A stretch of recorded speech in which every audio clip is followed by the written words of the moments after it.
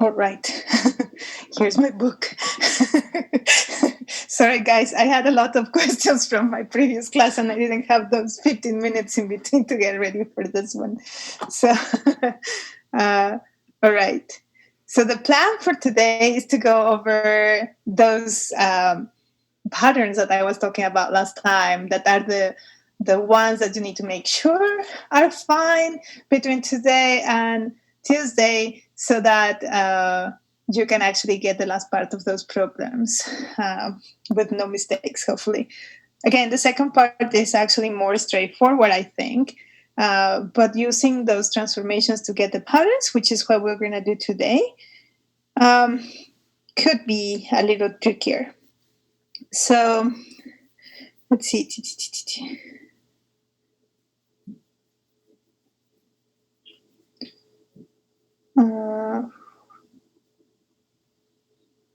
Is it this one?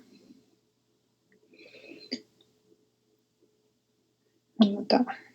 This one.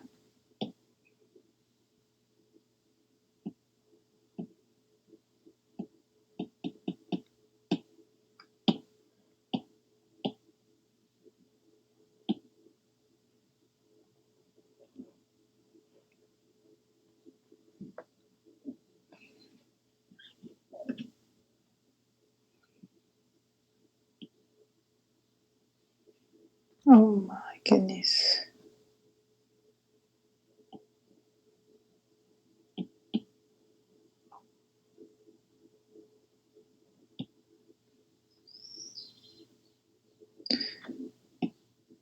Oh, I see what happened. My office hours file was mixed with our class. That's why.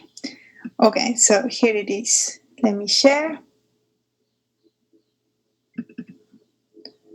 Okay. All right. So this is what we were doing, or this is what we were doing last time, and these were like all the different types of examples on how you can create tons and tons of problems like the one we had at the beginning, right? So let me just back up a little bit to remind you what we were doing. So this is the type of problem that we want to solve. That's our final goal. We saw that there is a relationship with this other problem about words. Mm-hmm. And then for each of these blanks, of course, this is just a number, how many colors you're going to use. But for each of these blanks, I gave you examples of how you could fill them in, right? So in our case, we're only going to use rotations and reflections as transformations, sometimes a combination of the two, most of the times only rotations. For extra conditions, you're going to see that you're going to need for the second part. So once you have everything that you all the polynomials and the patterns and everything, that's where this comes into play.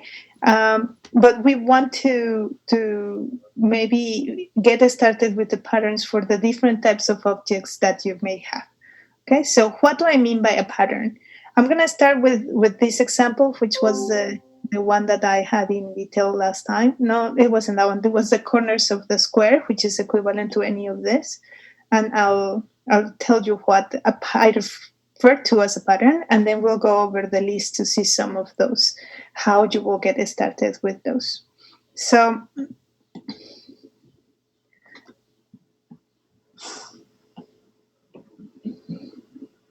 the patterns that I'm talking about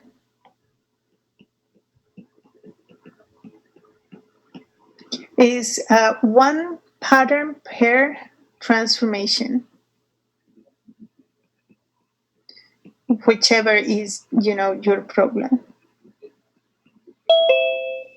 And again, this transformation, for some of the problems, you have only rotations of some body. It could be a polygon, it could be the cube, it could be a word, and sometimes you have reflections. You need to identify if it's the two of these or if it's only one of them. Mm-hmm. So let's see. In our example, from last time, where you have you're looking at the coloring the vertices of a square.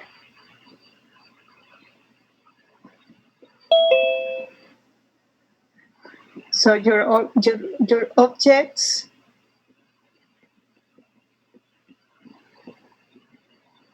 so here, your objects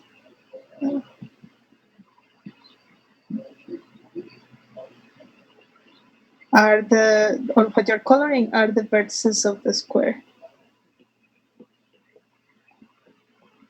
And let's say that in this example, I'm using rotations.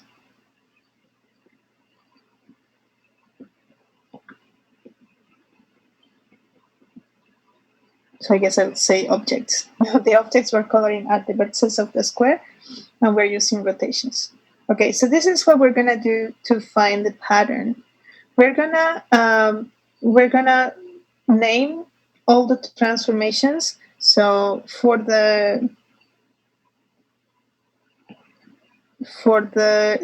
this problem, my transformations, and you can label them in any way you want, but try to make them self-explanatory or explain what they are. So for this one, I'm just gonna say R0 is the identity. Okay. So this is a transformation. Remember that I said that the transformations need to form a group. So somehow we need to have the identity. And then we have the 90-degree rotation. We have the 180-degree rotation. And we have the 270-degree rotation. So you can think of this one as the 360-degree rotation if you want. It's the identity. We're not doing anything. So let me leave the identity for a little bit there, because what I really want, let's see if I can actually draw a square here. I want to focus on these ones.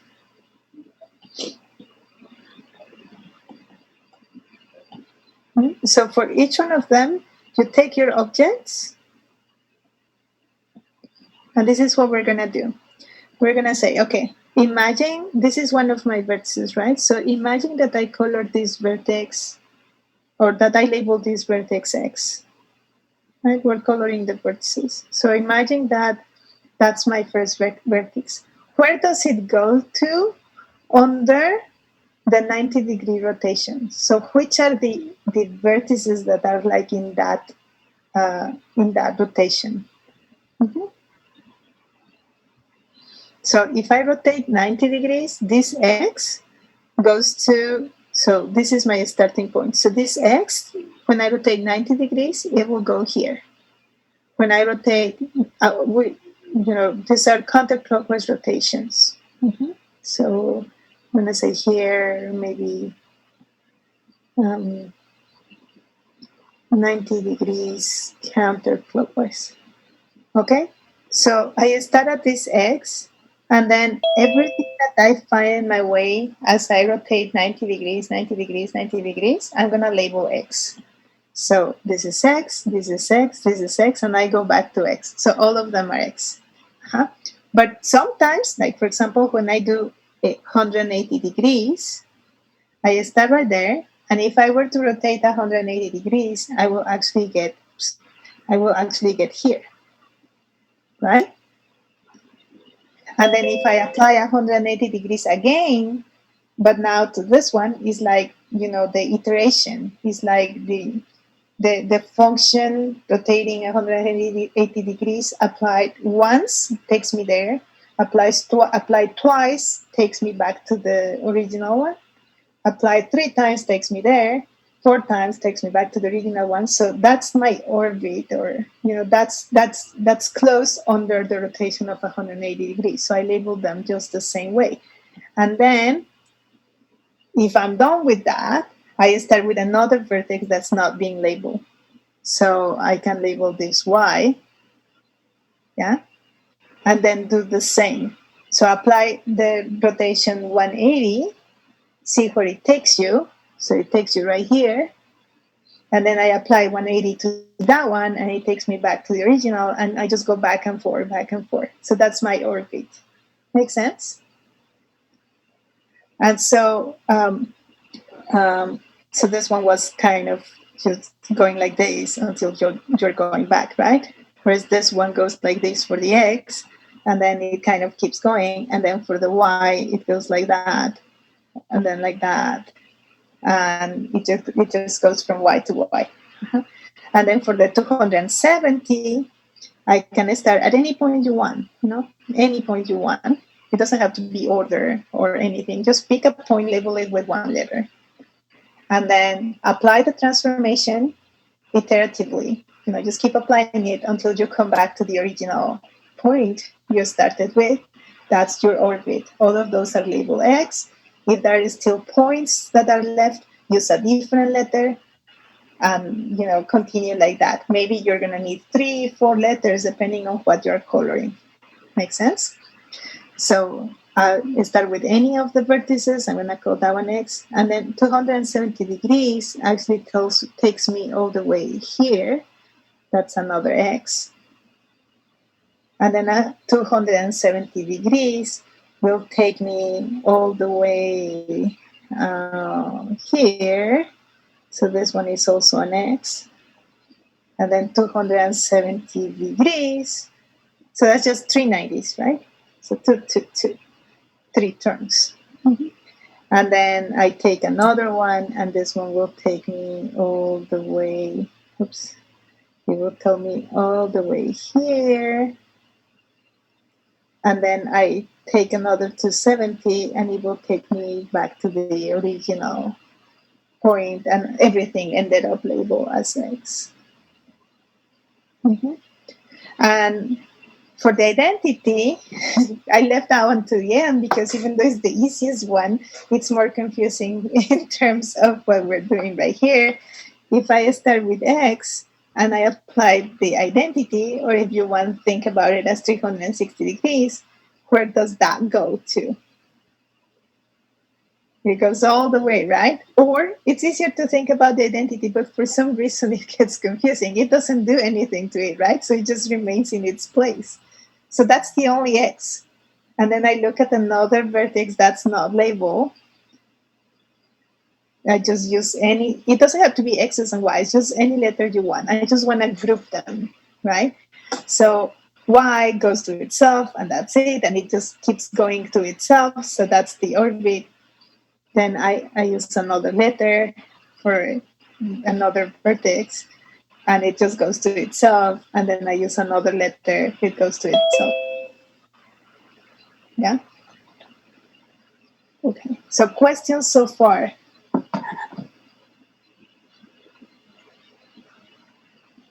Yeah? Okay. So let's see. Um, I'll come back to this one. We're going to assign a monomial to each of these patterns, okay? And then those monomials are going to give us the polynomials that you're going to need for the second stage in your problem. But let me stop right there here just for 1 second. Well, actually, I want to give you another example, and then we'll find the monomials. Maybe I'll say associated monomials. Okay, so I'll leave this pending just for a few minutes. I'll come back to it. Um, Let me give you another example. Let's say that I have an equilateral triangle,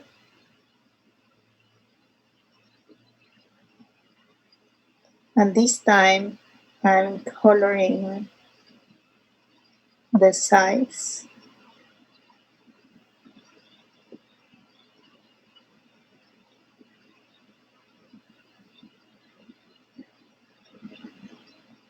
And I haven't said anything about the number of colors, or this is because remember I told you that many different problems can be solved with a technique.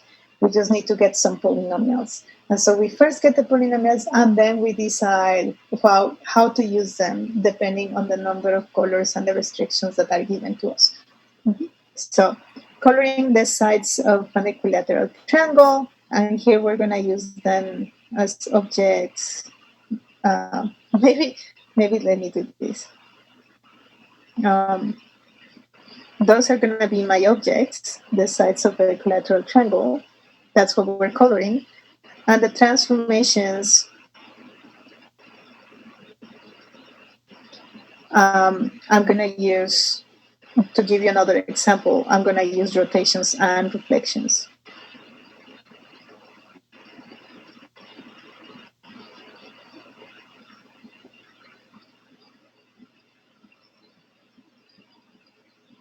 Can I make a nice triangle? No. Oh, I know, I can do this. Maybe it's going to be a little nicer. Yay!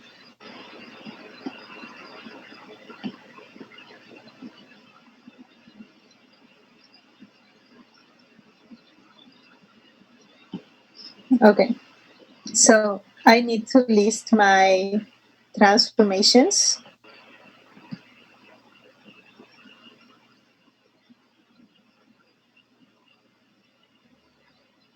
One by one.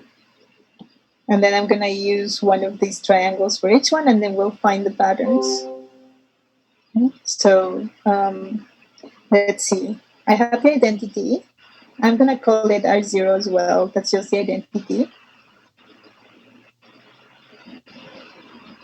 And then I have a rotation of 120 degrees. That just takes the first vertex to the next. First to second, second to third, third to first. And then I also have the rotation of 240 degrees, which is the same as 120, but clockwise. So you can go this way or you can go that way. So those are all my rotations. And then I also have the reflection. So I'm going to use one of these triangles for each one of those. Mm-hmm. And then I also have the vertical reflection. I don't know, maybe I'll do, since I already use R for the rotations, maybe I'll use F1 and F2 and F3. Those are not very descriptive, but I will try to, so these are reflections with respect to this line. So my line 1, that's my one line of one line of symmetry. And this is going to be another one. And this is another one.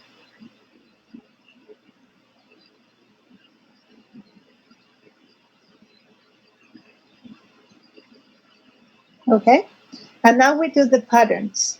And what we're going to be labeling instead of the vertices is the sides, right? Because we're coloring the sides. So I'm going to use the letters X, Y, Z for my patterns on the sides of the square, right? So let me start with the flips, with the reflections.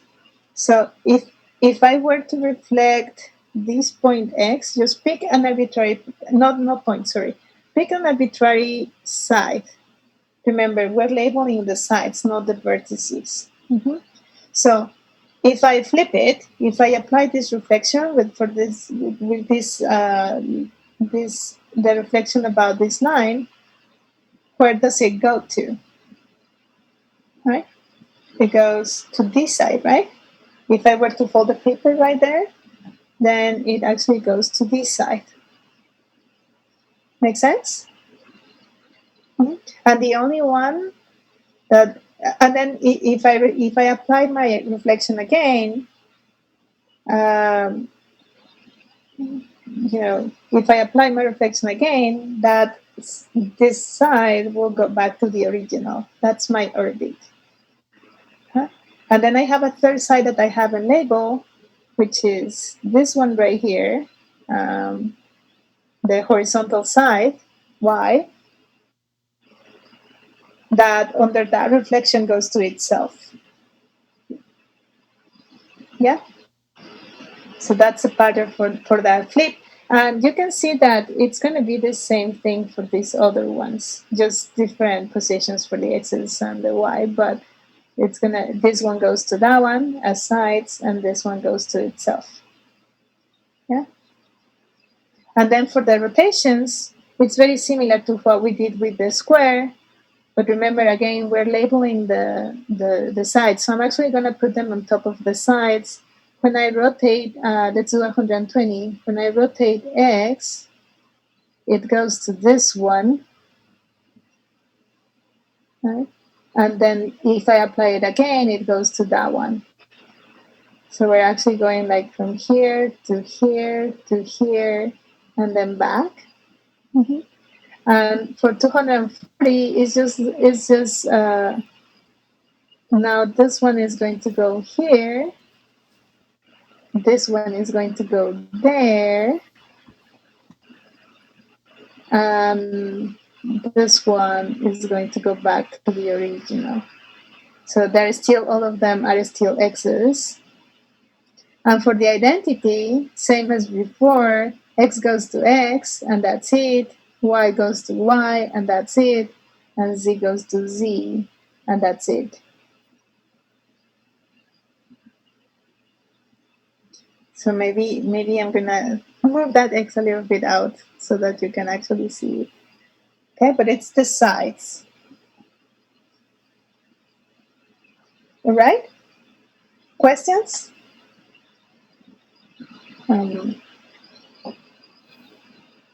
Okay.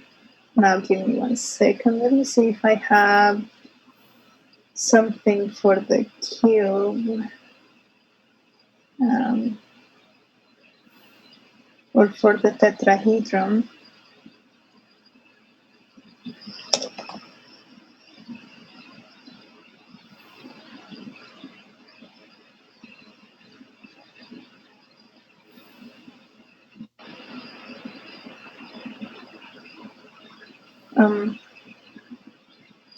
I actually have the, okay. Yeah, I actually have 4 sample problems that I will upload for you.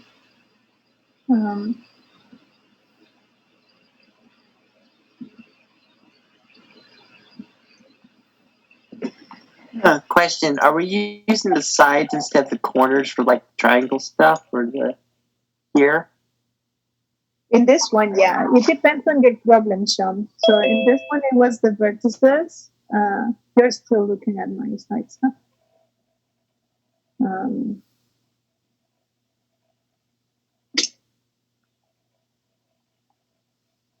Okay. So what is my page? Yeah. So here, it depends on your problem. So in this example, we were coloring the vertices of the square. So that's what I'm labeling. In this example, we're coloring the sides of the triangle. So that's what I'm labeling. Mm-hmm.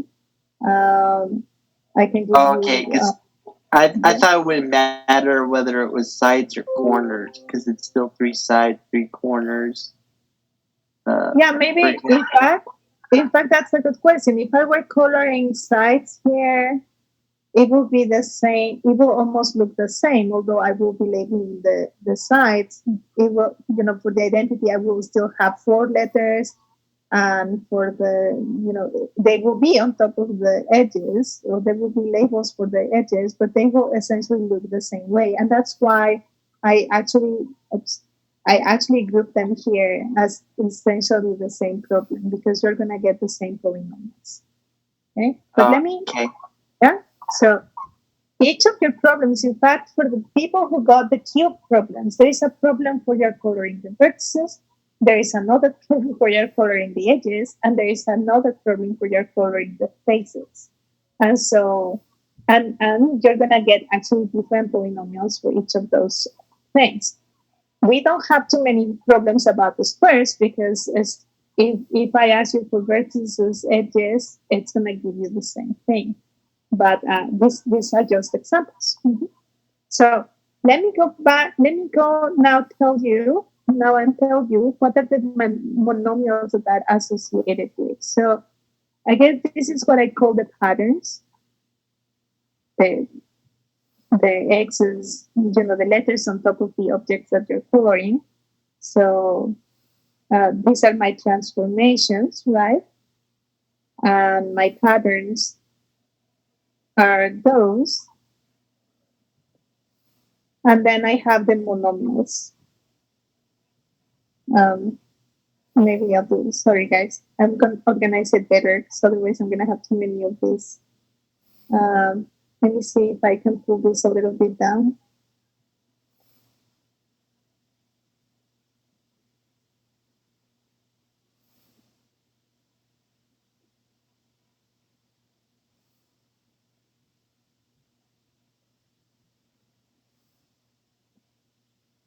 Yeah. Okay, so let's do this. So this is the rest of the transformations. These are my patterns. These are my patterns.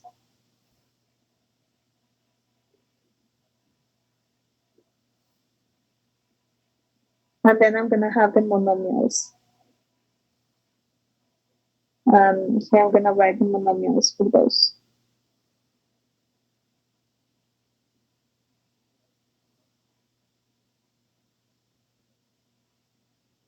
Okay, so let me start with the square. So the monomials are going to be, I'm going to look like this. You see, I'm going to indicate how many. So they're going to look like this. X. Let me get this started with this. So this one is going to be x1 to the 4.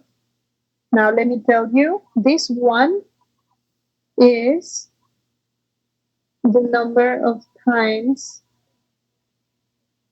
a letter appears.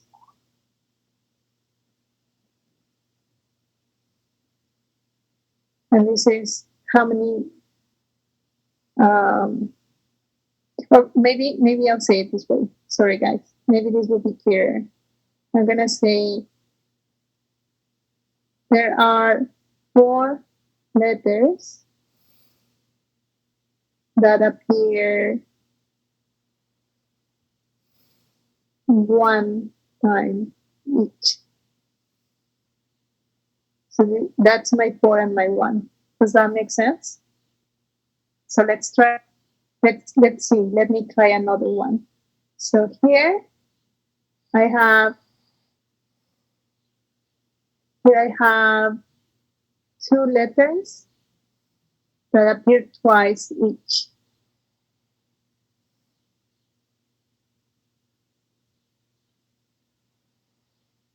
And here I have 1 letter that appears 4 times.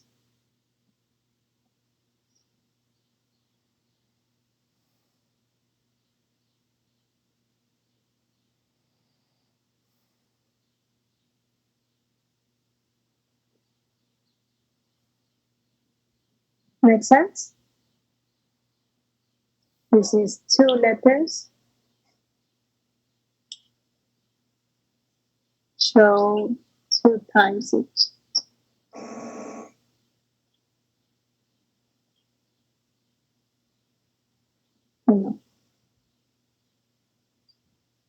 And so this one over here is the same as for the 90 degrees one.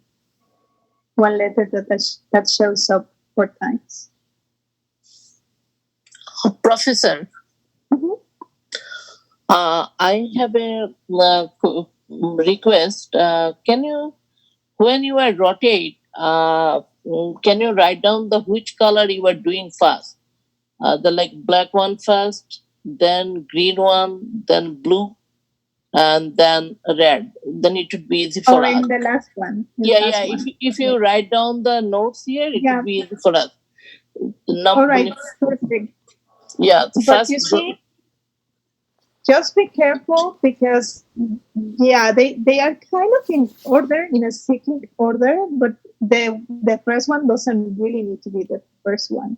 You can start with any one of those and then just go in cyclic order. So if I actually start with this letter, then that would be my first rotation. So this corner would be my second letter, and then you get the blue. So first one is the black, The second first one one is is the the black, red. the blue, because you need to start at that point, right? So black takes you here, and then you need to apply it to that one. So Yes. it goes to this one, and then red, Huh. and then green. Okay. Mhm. But And just then be aware that I could have green one is started, the fourth. Okay. yeah.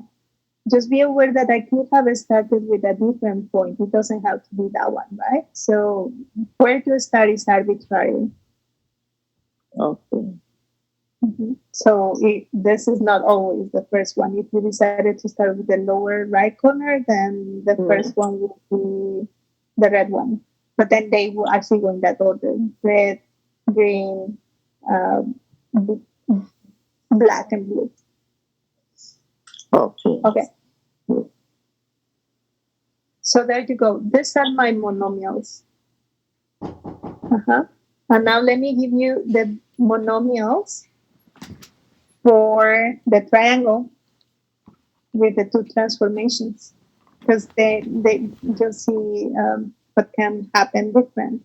See here, all my letters behave the same way. That's why I only have this one term. But here I have a letter that appears once, and I have a letter that appears twice, right? So here I have one letter that appears once. Oh, sorry, no, not in this one. I was looking at this one. So here I have one letter that appears once, and I have one letter that appears twice.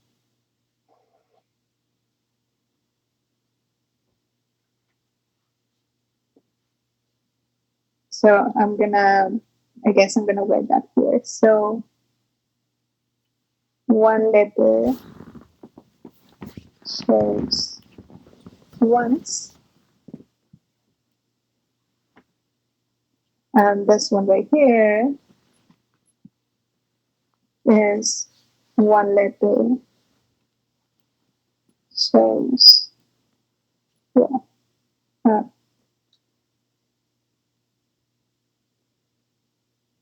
those are the one and the two, or the one and the one.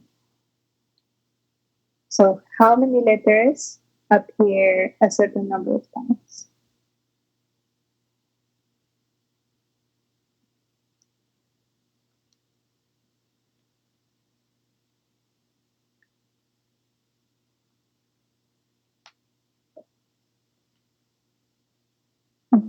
So I guess I'll write like this.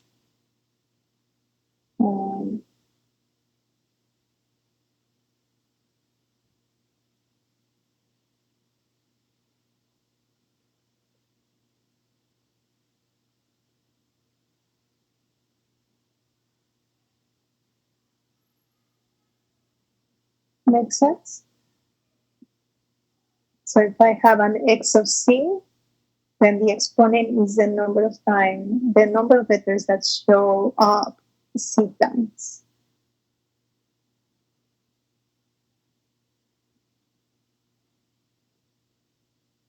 Right?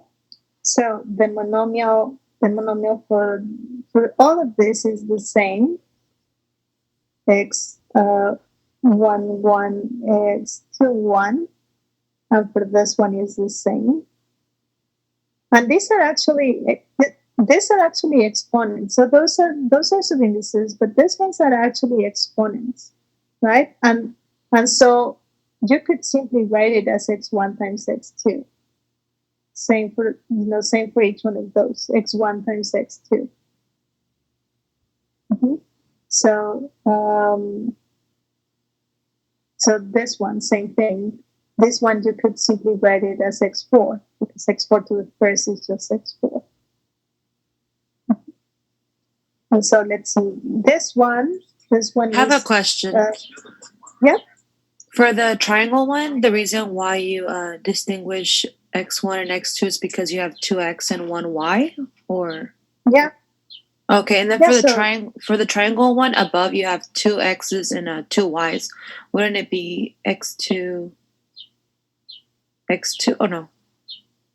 So the remember these letters were arbitrary, right? This was an Oh, arbitrary. okay. So it's just how many. So you have like one group of two letters and one group of one letter. That's what we're trying to report here. Okay, and then the squares were not arbitrary, right? So The squares, they were also arbitrary. So oh, here, I'm just trying to say, you see, the sum of the subindices is going to be the number of things that I'm coloring. So I'm coloring 4 times, and they're grouped in a single group. So I'm coloring 4 vertices, and they're grouped in a single group. And here, I'm coloring 4. Sorry, the exponents are going to add up the number of the exponents. Sorry, the product of these two things. So 4 times 1, 1 times 4, 2 times 2, 1 times 4 is the number of things that I'm coloring.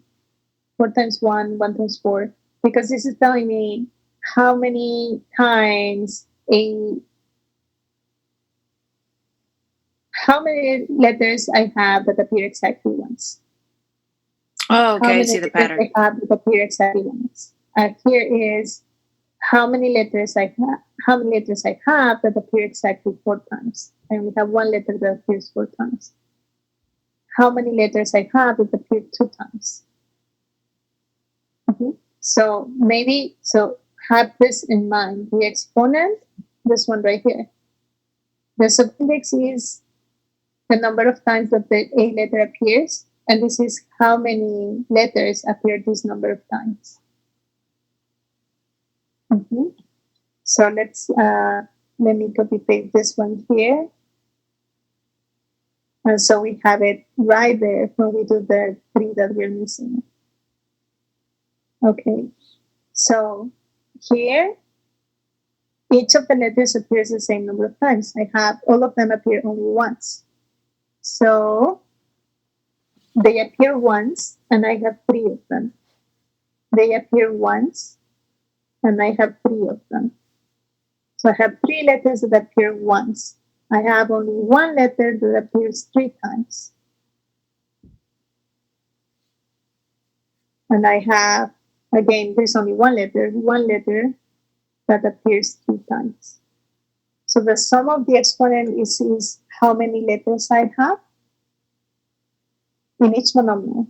Sum of the exponents is how many letters I have total. And when I multiply, like here, 1 times 1 plus 1 times 2 gives me the 3 objects that I'm considering.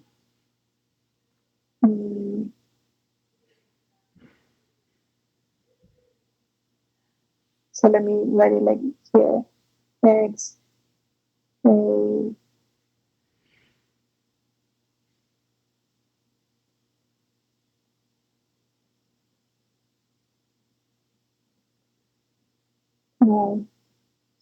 Let me do it like this.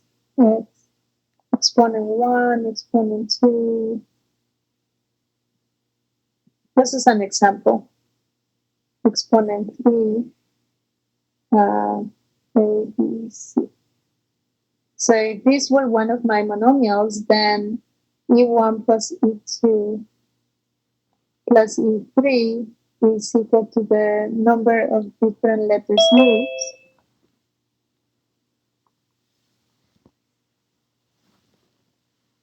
in that pattern, and AE1 plus BE2 plus CE3 is equal to the number of objects being colored.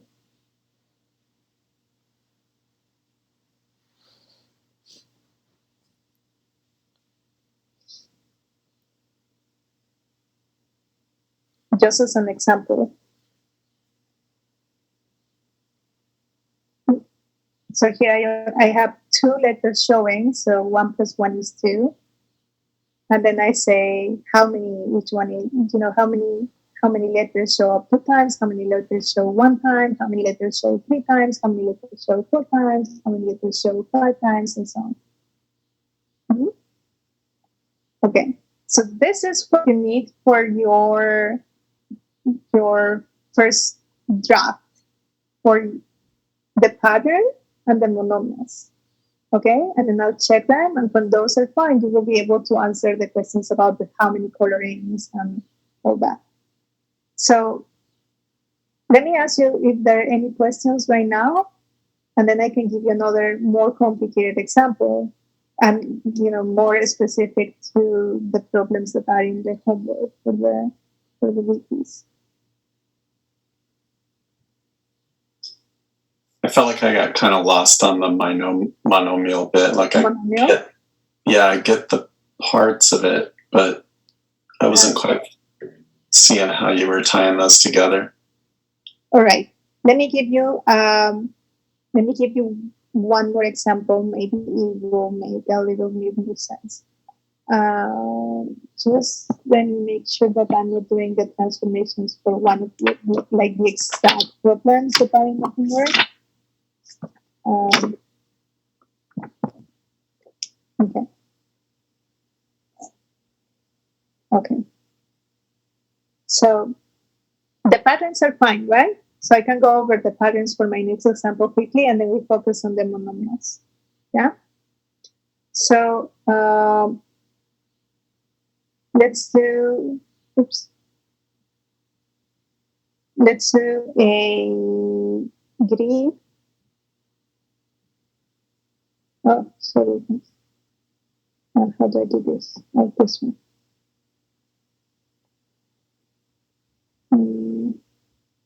Maybe like this, and then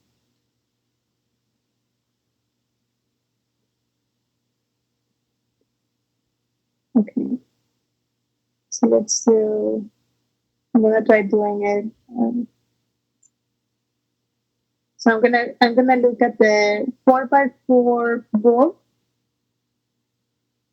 So something like this. It's supposed to be like to have the actual symmetries that we'll be referring to. So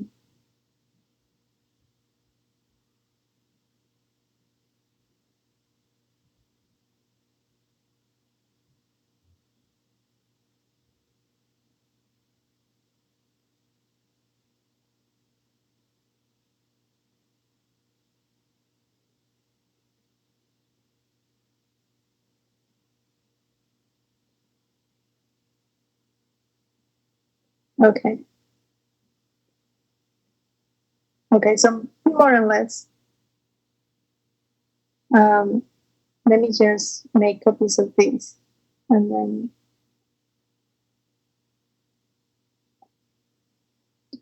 so 1, 2, 3, 4. Okay. So I'm gonna do rotations of this.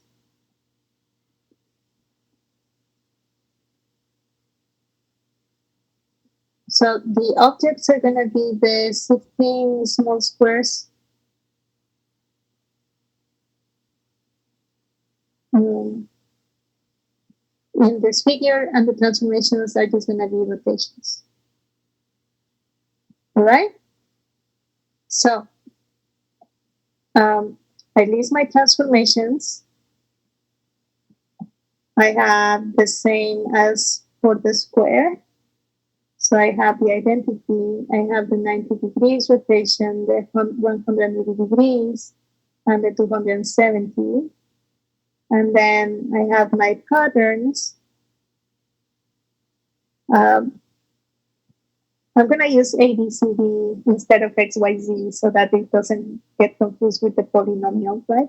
So I'll do the identity sends A to itself, B to itself, C to itself, D to itself, and so on.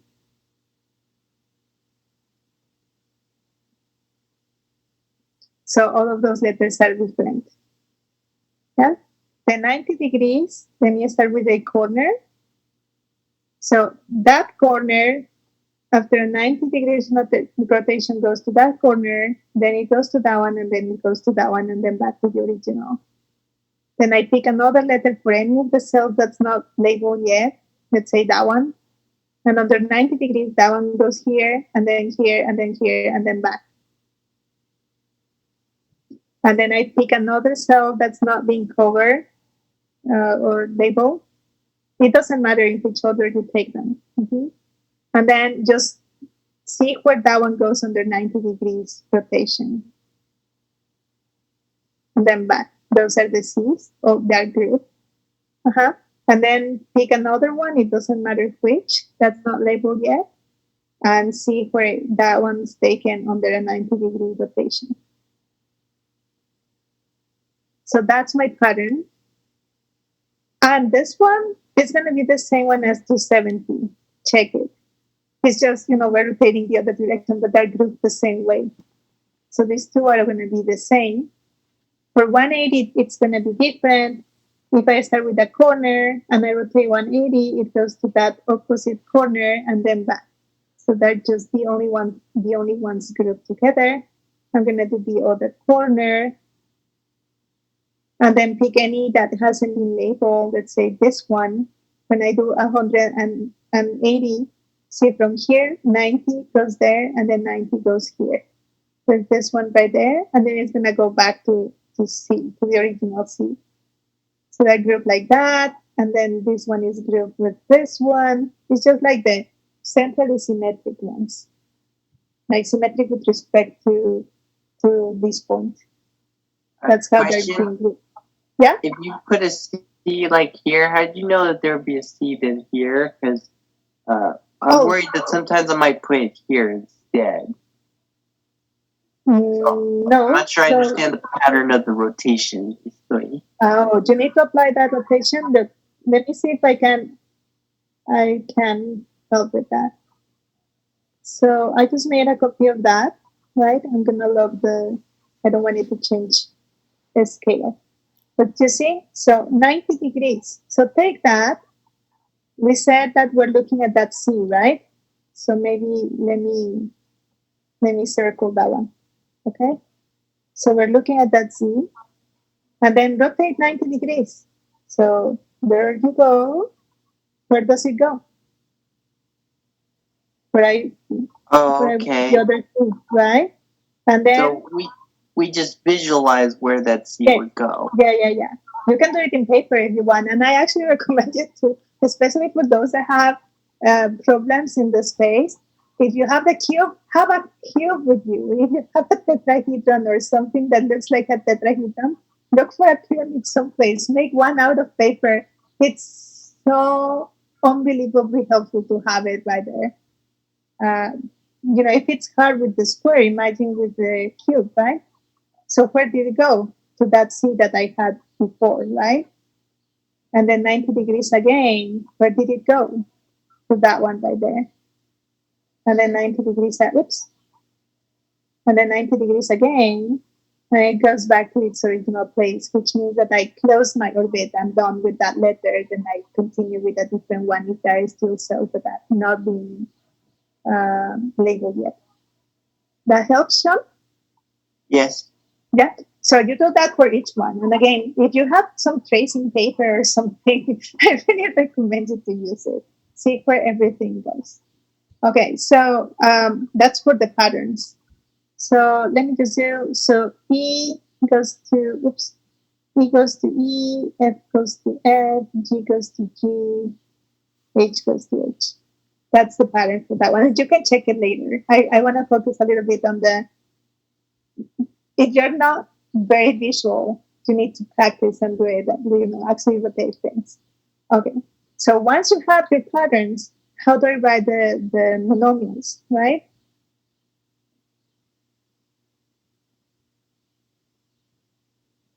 So remember, maybe I will even bring this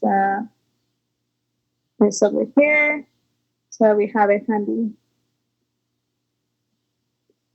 So remember that this is my rule. So how many letters show C times? So if you want, You could even have, you see, I'm going to write this just temporarily. Maybe for that one. you know, you can imagine that you have all the subindices and you're just going to use some of them. Do I have letters that show only once in here? Do I have letters that show up only once? No. Do I have letters that show up 2 times? No. Do I have letters that show up 3 times? No. Do I have letters that show up 4 times? Yes. So I'm going to use this subindex. And I could as well just remove the others because imagine that those are to the 0. In fact, let me do it that way. I don't have letters that show up once. I don't have letters that show up twice. I don't have letters that show up 3 times. I have how many letters that show up 4 times? A, B, C, and D. All of those show up 4 times. Yes, 4 times. And there are 4 of them. So these ones are actually, let me move this away. So this is because of A, B, C, and D. So it happens to be 4 letters, but it also happens to be that they show up 4 times, right? Are there any letters that show up 5 times? No. So all of the others are zeros from then on. So I could as well. How do I do this? Okay. So I could say that this is just x4, 4. So this really is the only thing that I keep. Make sense? Does that help? Okay, so that's all we're doing. And so you see, if I do the same here, if I were to do the same here, do I have letters that show up once? No. Twice? No. 3 times? No. Oh, sorry. I start over. Do I have letters that show up once? Yes, all of them. So I could have stopped right there, right? So how many? I have 16. So this is my 16. And again, if you kept asking, all of these are zeros. Do I have letters that show up twice? No. 3 times? No. No. So this is just x1 to the 16. All right? And let's do the next one. I told you that if you do the pattern for the 270 degrees, it's going to be the same. So this one is going to be x4 to 4. And then we can do the same here, x1, x2, x3, and so on. And do I have letters that show up once? No.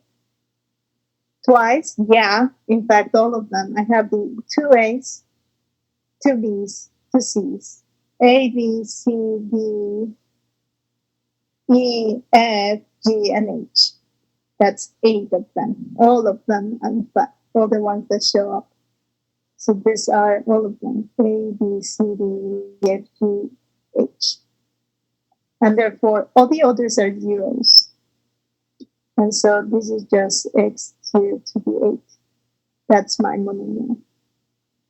And this is my other monomial. Okay? Yeah? Okay, so that's kind of essentially what you need to do.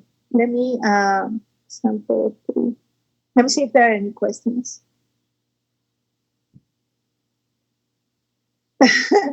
Okay, so once your patterns and your monomials are correct, everything else is magic.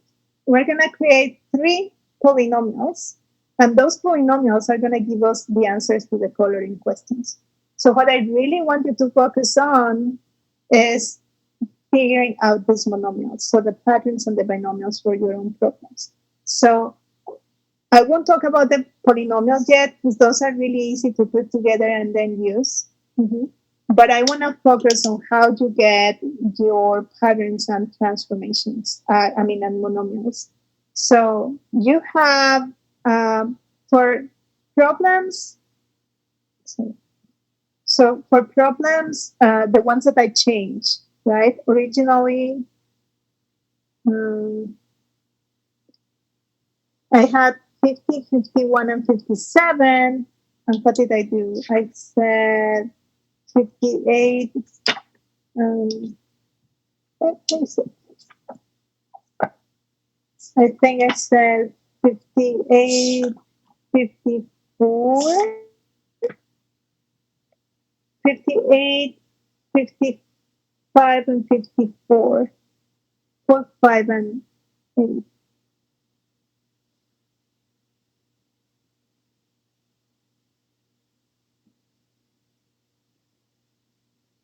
These replaced page 50, 51, and 57 so that they have the same type of format as all the other problems. Okay? So for all of this, they're asking you,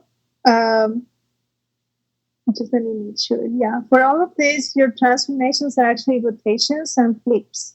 So rotations and reflections. Your objects are strings, and then the strings, which you actually want to see as polygons. So they're going to look a little bit as when regular color, regular vertices of a regular polygon, of a regular polygon. So if you have words or strings of length 9, it will be a polygon of 9 vertices. Mm-hmm. And your transformations for all of those are going to be both rotations and reflections. So we did that for the triangle. You're gonna have to do that for a different polygon.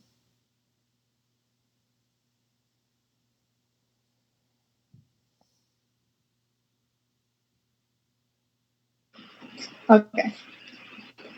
All right. So those problems, I'm hoping that those will be easier because handling polygons is better than handling the cube.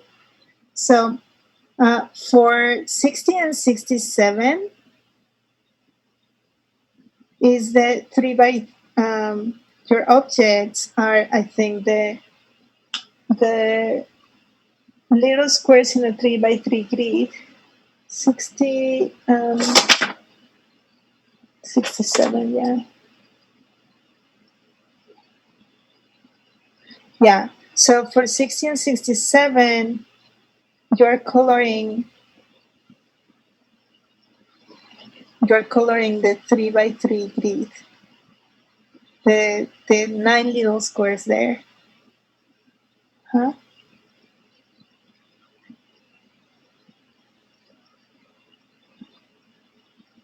So those are your objects. 60, 37, give me 1 second. Just making sure. Yeah. So you're coloring those 9 little squares. So it's going to be similar to this, right? In fact, it has less squares, but your transformations are going to be also rotations and reflections. So instead of having only the 4 rotations, you're also going to have the flips.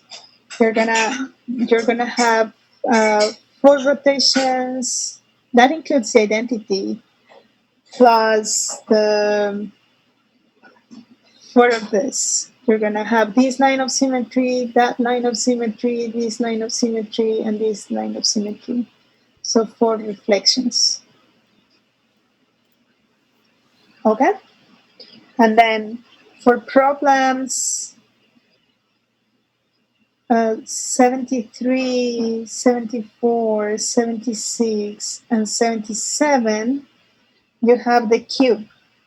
So that one, again, you need to have a cube in front of you. So, look for a Rubik's Cube if you can find one, make one out of paper, a box that's almost a cube, something that helps you visualize what's going on.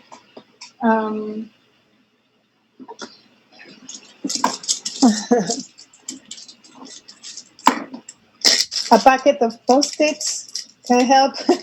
Look for something. So for the different problems, I think you're coloring. It varies. You can be coloring the vertices, the edges. So if it's the vertices, there are 8 vertices. If it's the edges, there are 12 of them. Or you could be coloring the faces, which there are 6 of them. And I think that in the last problem, let me just make sure. I think that in the last problem, you're actually coloring the like cells, like in the actual Rubik's Cube.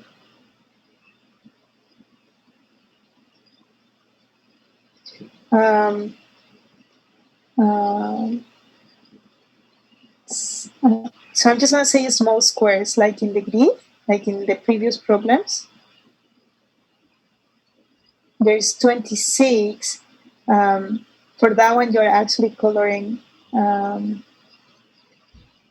have really like a Rubik's Cube, where each of the faces is divided into 9. What is it? 26? Wait, 9.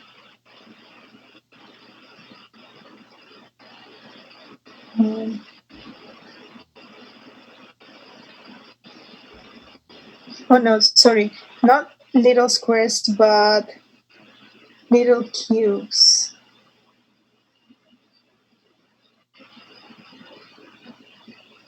So, in this corner, I have like a small, I don't know, let me finish this. But here, I have like all this corner. Hopefully this will work. No, I should have done this more carefully.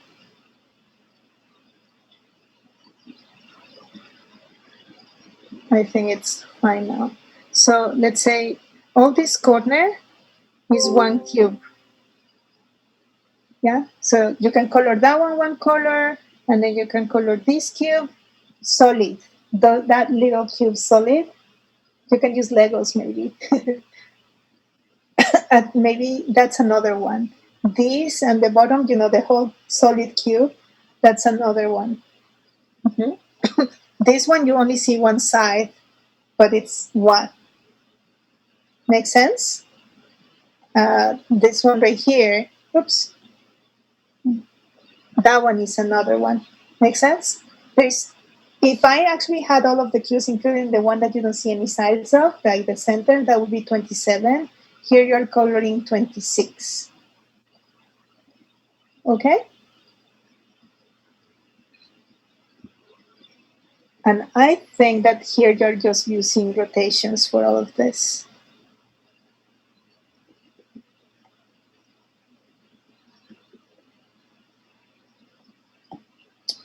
And finally, in problems 79 and 80, this is more like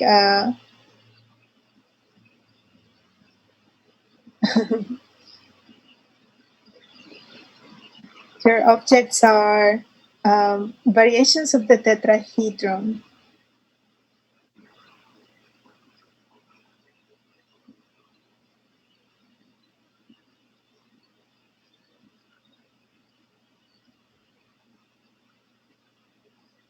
Or maybe I'll say a pyramid of the spheres.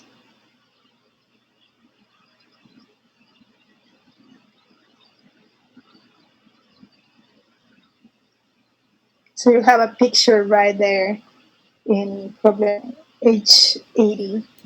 Mm-hmm. And again, it's a matter of visualization. Maybe if you can make a pyramid, or if you can actually put the little pebbles or something. I don't know. In the spheres one, you can maybe visualize it like in like in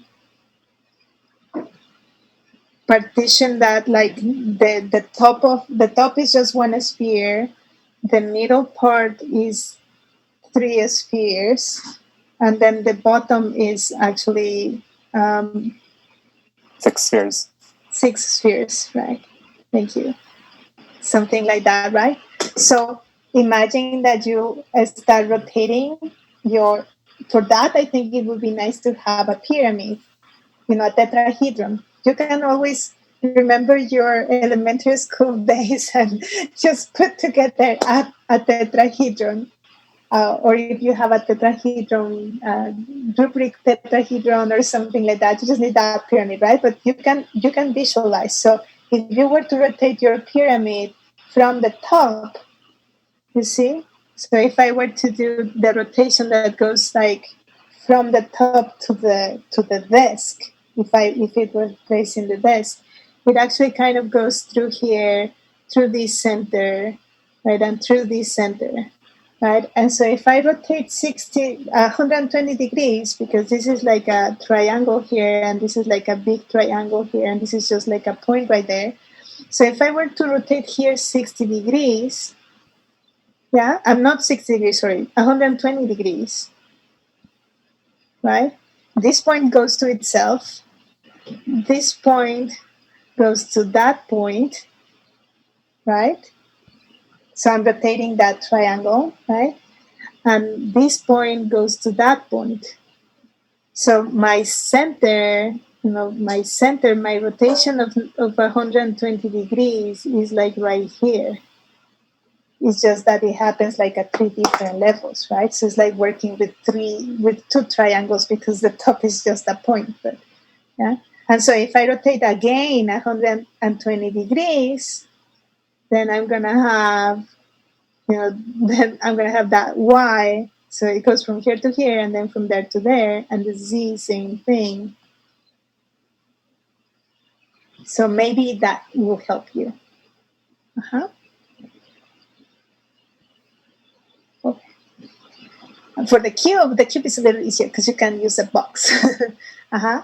But even for the cube, give me 1 second. Let me bring a cube. I know we only have like 5 minutes, so I could as well use them better if.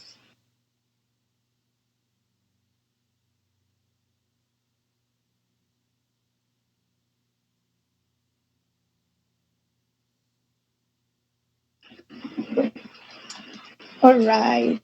So here I have my cube. Yeah. So again, depending on what you are coloring, you want to have some kind of diagram, as I did for the tetrahedron, where, thank you.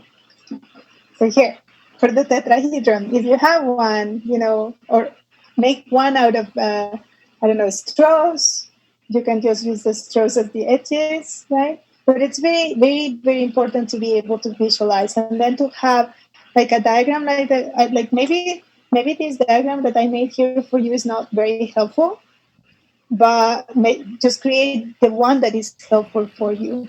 Mm-hmm. So you have those rotations.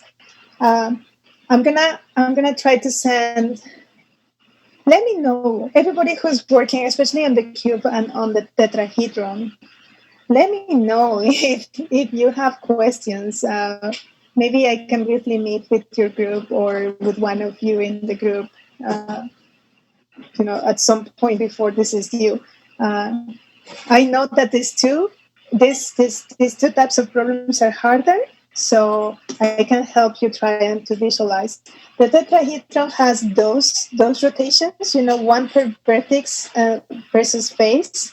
So there is 4 of them, but you only need to visualize one and say, I'm going to have 4 of those, right? Like I did here. I have 2 of those, even though they're labeled differently. I just need to know how many.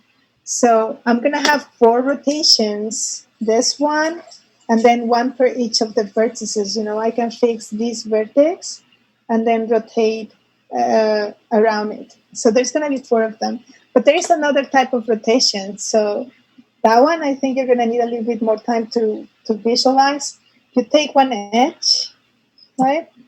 You can place it horizontally here, and then you can take the opposite edge. So this one right here with blue and red. You see? So between yellow and green, I have one edge. That's the one I'm going to put on top. And then if I were to place this on a desk, the one that rests on the desk is perpendicular. Okay, so if you take the midpoints of those two edges, you have another rotation. Look, I can rotate like this. That's another symmetry. And it takes, I have 4 faces. So it takes the yellow and the green are going to be one letter if you were, well, you have spheres, right? But you need to understand what will happen to those spheres when you do this. Okay? And there's going to be 3 of those.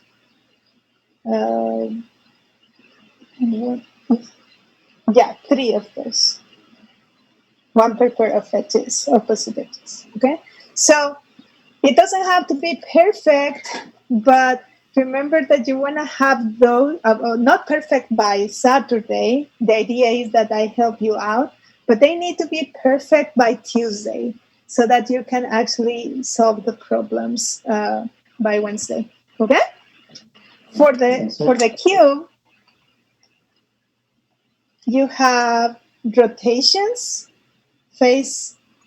opposite faces, rotations like this, just like those. But you also have rotations that are generated by one vertex and the opposite and it's opposite, like directly opposite. So rotations like those. So imagine that you draw a line from one corner to the opposite corner, and that's how you rotate. And you also have rotations like the one that I was trying to explain for the tetrahedron. You rest an edge on the desk, and then there is going to be an opposite edge completely on top. And so you kind of pin the midpoints of those 2 opposite edges, and you rotate like this. So those are all the rotations you need to consider for the cube. Professor, I'm sorry. Yeah. For the cubes, is it possible for us to just look at the planar figure, like origami? If we were to do the origami of the cube, we just put it on the planar and try to rotate it? Yes, that would be perfect. And in fact, if you want, it's valid to take pictures of that and just label, figure out what the X, the Y, the Z, whatever you're labeling. That would be perfect. So if you can create the cube or the tetrahedron and simulate and play with it. If it's difficult for you to draw them, you can take pictures and just here are my X's, here are my Y's, here are my Z's. Just need to figure out how many of each you have, right? In order to have the monomial. At the end of the day, the pictures help us, but at the end of the day, you want to have those monomials correct, so that everything else follows. All right? So this is our main thing. We want to get there. If you're not good drawing, that's fine, but you need to find a way to visualize it. Okay? All right, guys. So hopefully you can get together, talk about it, figure out a way to visualize things, especially for those who got cubes and tetrahedron or similar. Let me know if you have questions. And then remember, I'll try to edit and give you advice and everything so that everything is fine by Tuesday. And we'll do the last part, which is really just algorithmic. It should be very easy. All right. Thank you, guys. I'll see you Tuesday. Hey, Professor, Bye. you have the office hours at 4, right? No, that was Tuesday. I canceled my office hours for today. Okay. I had double office hours for today. But let me know if you need help. Maybe we can communicate by email or find some other time. Okay. Maybe. No problem. Yeah. All right. See you guys.